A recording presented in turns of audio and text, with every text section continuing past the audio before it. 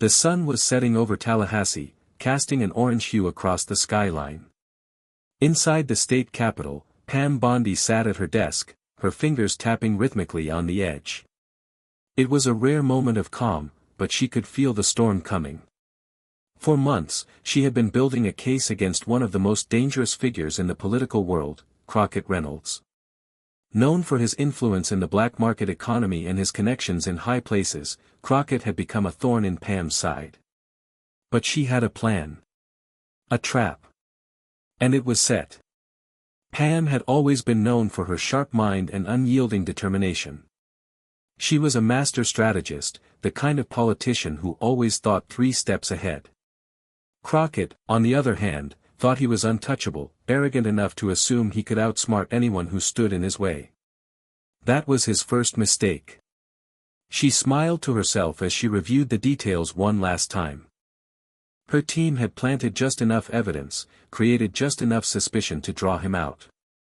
Crockett had taken the bait, hook, line, and sinker. It was time. Pam picked up the phone, dialing a number that would set everything into motion. "It's all in place," she said, her voice steady. "We move tomorrow." The trap was ready, and Crockett would soon realize that nothing could save him from the fall. The following day, Crockett was at his usual hangout, an upscale, private club hidden in the heart of downtown Tallahassee. His days were spent mingling with powerful people, getting tips, and making deals that nobody would dare to question. He was smug, convinced his empire was invincible. But today, something was off. He couldn't quite put his finger on it. Pam had anticipated his every move. Her plan involved not only the legal leverage to bring him down but also the public spectacle that would destroy his reputation in one swift blow. She knew how the media worked. A scandal would land him on every front page, and soon enough, even the most powerful allies would distance themselves from him. Crockett sat at his usual table, surrounded by a few of his most trusted allies. They were discussing the logistics of a new deal, but Crockett was distracted. His phone buzzed, flashing an encrypted message, "You're being watched. Make your move now." His heart skipped a beat. He'd seen messages like that before. It was a warning, but also a challenge. His instinct told him to ignore it, to continue with the deal and act like everything was fine. But deep down, he knew it was too late for that. Someone had found out about his operations. Someone who was playing a game he wasn't prepared for. Pam Bondi's carefully orchestrated trap had one final piece in place, a false lead that would send Crockett down a rabbit hole of incriminating evidence. And once he followed it, he'd walk right into her hands. Crockett leaned forward, turning to his closest associate, Marcus. "Get the car ready. We're going to make a quick stop. Something doesn't feel right." But what Crockett didn't realize was that the real trap wasn't in the streets or in the back alleys of Tallahassee. It was waiting for him in the courtroom, a few steps ahead. Crockett's car pulled up outside the old warehouse on the edge of town, the one he'd been tipped off to by his mysterious contact. The message had been simple: "Meet here. It's the only place you're safe." He had no idea who was behind it, but his instincts were screaming at him to be cautious. The warehouse looked abandoned, with only a faint light flickering inside. He stepped out of the car, glancing around. Marcus was already by his side, keeping watch. Crockett, however, couldn't shake the feeling that something wasn't right. It wasn't the first time he'd been lured into a sketchy meeting, but there was a coldness in the air tonight that sent a shiver down his spine. Inside, the building smelled of mildew and rust. The faint clatter of footsteps echoed from the shadows, and a figure stepped forward, just out of reach of the dim light. Crockett squinted, trying to make out the person's face. "I told you to stay out of this," Crockett said, his voice low but dangerous. "I don't know who you think you're playing with, but you're not going to get away with this." The figure chuckled, stepping into the light. It was a man in a black suit, holding a folder. "You've always underestimated your opponents, Crockett," the man said, his tone eerily calm. "That's why you're here." Crockett reached for the gun tucked under his jacket, but before he could pull it, the man handed him the folder. "Take a look. You're in over your head." Crockett hesitated, then opened the folder. The contents were a mix of documents, photographs, and recordings, all evidence of his dealings, things he thought were locked away in the most secretive corners of his world. He didn't need to read much before the truth hit him like a freight train. Pam Bondi had been one step ahead of him the entire time. "This is impossible," he muttered, his mind racing. "Who's behind this?" The man didn't answer. Instead, he stepped back into the shadows, disappearing without a trace. Crockett stood frozen for a moment, realizing that the game was up. It was only a matter of time before Bondi's people moved in. He was trapped. Before he could react, his phone buzzed again. It was a text from Marcus: "We've been compromised. Get out, now." But it was already too late. Crockett's heart pounded in his chest as he spun on his heel, heading for the door. He had no time to waste. Marcus was waiting outside, and his only chance was to get back to the car before the authorities caught wind of the situation. But the moment he reached the warehouse door, it swung open with a deafening creak. And there they were. 3 officers stepped into the frame, all wearing dark tactical gear. Crockett's blood ran cold. He recognized one of them immediately, Detective Harper, a dogged investigator who had been on his trail for months. She stood with an icy expression, her eyes narrowing as she spotted him. "Don't even think about it, Crockett," Harper said, her voice calm but commanding. "We've been watching you for a long time. Everything you've been doing, every dirty deal, it's all on the record." Crockett froze. The trap was closing in fast. He reached for his gun, his fingers brushing against the cold steel, but Harper was quicker. In an instant, she drew her own weapon, pointing it directly at his chest. "Drop it. Now," she ordered, her voice unwavering. For a moment, Crockett considered making a break for it. He had enough resources to disappear, to vanish into the shadows. But that was before he realized what Pam Bondi had done. She had anticipated every move, every escape route. The trap was too perfect. The evidence was airtight. And there was no getting out of this one.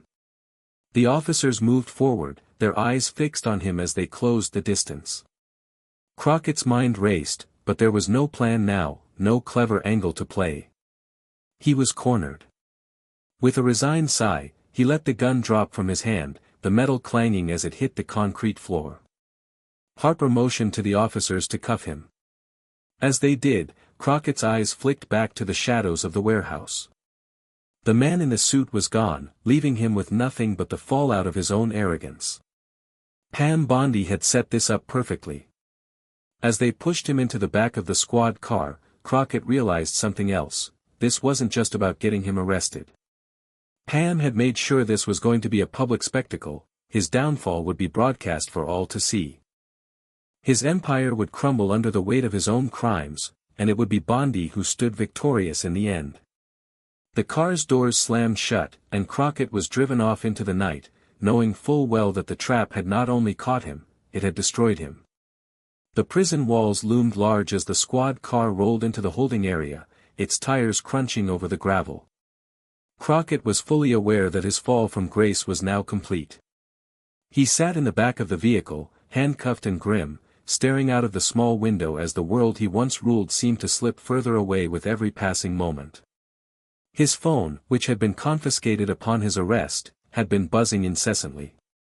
His business partners, his old allies, none of them had the power to help him now.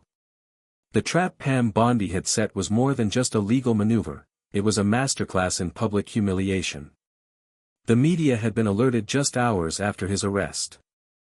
News outlets picked up the story almost instantly, spinning Crockett's downfall into a political spectacle. The images of him being led away in handcuffs were already being blasted across TV screens and social media, and the hashtag Crockett caught was trending. It was a brutal reminder that in this game, reputation was everything, and his was in tatters. When the car finally stopped, Crockett was escorted inside the processing facility. The officers were efficient, their expressions as cold as the concrete floors beneath his feet. They took his fingerprints, snapped his mugshot, and handed him a prison uniform. His new reality was setting in. Pam Bondi's influence wasn't just in the courtroom, it extended everywhere. The charges were insurmountable. Money laundering. Racketeering. Corruption. They had him on every front. But it wasn't just the legal battle that weighed on him. It was the realization that his own arrogance had led him here. He had ignored the warning signs, dismissed his enemies, and underestimated Pam. As he was led to his cell, Crockett couldn't help but feel a pang of bitterness. The plan had worked too well. Pam had played him like a pawn, and now, here he was, locked up in a place he thought he would never end up. A shadow of the power he once held. Meanwhile, across town, Pam Bondi was sitting in her office, reviewing the press coverage of Crockett's arrest.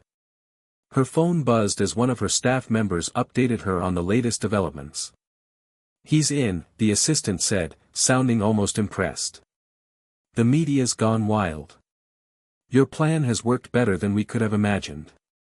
Pam leaned back in her chair, a small, satisfied smile creeping across her face. This was never about the money or the power. This was about sending a message. Crockett thought he could manipulate the system, but in the end, the system broke him.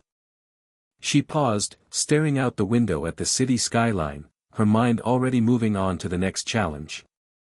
In her world, victory was never final. It was just another step towards something bigger. But for Crockett, the game was over. Pam had won, and it was a win that would reverberate throughout the state for years to come. Days turned into weeks, and Crockett's life behind bars became a grim routine. The cell was smaller than he remembered, the walls a constant reminder of how far he had fallen. News of his arrest had echoed far beyond Tallahassee, reaching the ears of everyone he had once done business with, everyone who had been too afraid to challenge him. Now, they watched from the sidelines, waiting to see how this story would unfold. Would he survive the humiliation? Or would he crumble completely under the weight of his own defeat? But Crockett wasn't one to give up easily. He may have been trapped in a legal bind, but he wasn't finished yet. He knew he had connections, people who owed him favors, and a part of him refused to believe that this was his end. He spent hours in his cell, devising plans, schemes that danced on the edge of desperation. But with every new idea came the crushing realization that Pam Bondi had anticipated every move. She had controlled the game from the very beginning. Back in the world outside, Pam remained unflinching, her focus razor-sharp. She had won the battle, but the war was far from over. The Crockett case had catapulted her into the spotlight, making her an untouchable figure in political circles. Her opponents tried to downplay her success, calling it a calculated move, but they couldn't deny the power she wielded. She had brought down one of the most influential criminals in the state, and she wasn't about to let that power slip through her fingers. Pam's office became a revolving door of political figures, advisors, and law enforcement officials, all eager to align themselves with her. Her influence spread like wildfire, her name now synonymous with justice, swift, effective, and unforgiving. But it wasn't just about the public accolades for Pam. She had a greater ambition. As her power grew, so did the number of enemies she had to silence, the people who would want to take her down. But Pam wasn't afraid of enemies. She thrived on the challenge. And for each threat that arose, she had a counter-strategy in place. Late one evening, Pam stood on the balcony of her office, looking out over the city. The lights twinkled below her like the stars in a night sky. It was quiet, but the quiet was deceptive. She knew that every move she made would have consequences, both good and bad. But the one thing she was certain of was that she would always be 3 steps ahead of everyone else. And as for Crockett, Pam knew that the man would eventually try to make a move. His desperation would be his undoing, just as it always had been. But for now, he was just a pawn in a much larger game. Pam took a deep breath, her mind already calculating her next move. No one could touch her now. She was untouchable. She had proven that with Crockett. The game had changed, and she was in control. Months passed, and Crockett's name became a distant echo in the news. The media frenzy over his arrest slowly faded, replaced by new scandals, new political rivalries, and new stories that captured the public's attention. But Crockett's world, the one behind bars, was unchanging. He was a shadow of the man he used to be, broken, isolated, and consumed with the thought of revenge. Every night, the same thought haunted him: Pam Bondi had beaten him, and he had no idea how to claw his way out. Despite the crushing reality of his situation, Crockett couldn't completely let go of the belief that he could turn things around. He had been at the top before, and if there was one thing he knew how to do, it was play the long game. The system had trapped him, but the system was flawed. And Crockett had always been good at finding the cracks. He began reaching out to old contacts, those who had been too scared to speak out when he was in power. He sent letters, made coded phone calls, and used every favor he had left to build an underground network of loyalists. Crockett was determined to create an escape plan, something Pam Bondi hadn't predicted. But he knew that it wouldn't be easy. Bondi was everywhere, her influence stretched deep, even into the most secretive corners of the prison system. Back in the world outside, Pam was untouchable, a towering figure of political strength. Her reputation had only grown stronger with Crockett's arrest, and her critics had all but disappeared, afraid to challenge her. Yet, she was not complacent. She never let her guard down. Pam had seen how quickly power could slip away, and she wasn't about to let that happen to her. The whispers of enemies plotting against her grew louder, but she remained unfazed. Every move she made was calculated, every step she took was designed to ensure her continued dominance. One evening, after a series of late meetings, Pam returned home to her sleek, modern townhouse. She walked into the dimly lit foyer, her heels clicking on the marble floor as she moved toward the kitchen. The house was silent, but it wasn't peaceful. Pam couldn't remember the last time she had been able to sleep soundly. There was always something on the horizon, another rival, another threat. And now, Crockett's shadow loomed over her once again. Just as she opened the fridge to grab a bottle of water, her phone buzzed with a notification. A single text message. The sender was unknown, but the message was chilling: Crockett's got a plan. He's not done yet. Pam froze for a moment, the weight of the words sinking in. Crockett was dangerous because of his unpredictability. He might be locked up, but in his mind, he wasn't finished. He would fight to the bitter end, no matter the odds. She took a slow breath and set the bottle down, wiping her hands on her pants. It was time to step up the game. If Crockett thought he could make a comeback, he was about to find out just how ruthless Pam Bondi could be. Pam's strategy had always been about staying one step ahead, but now, she realized, the stakes had just been raised. Crockett's name might have been out of the headlines for now, but his prison network was growing, and he was already starting to mobilize. Pam couldn't afford to wait and let him get too comfortable. She needed to act fast, to stamp out the threat before it could gain any momentum. She knew what had to be done. There were always whispers in the underworld, always loose ends. And Pam had the resources to pull those threads together, unraveling everything that Crockett had left behind. Every secret he'd thought was safe, every contact he'd made while in custody, Pam was now systematically uncovering. She was connected with law enforcement and intelligence agencies that could intercept communications, track movements, and listen to the whispers in the dark.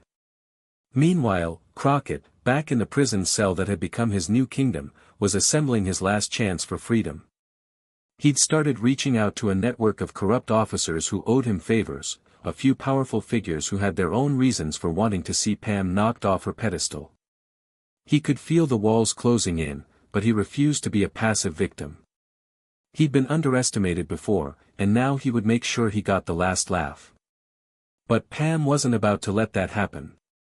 She had tapped into every available channel, every potential source, and within days, she was a step ahead of Crockett's moves. She had people planted, informants who fed her constant updates. She knew exactly who Crockett was talking to, who was still loyal to him, and who was planning to break him out of the system. She'd already started tightening the screws, cutting off his resources from every angle.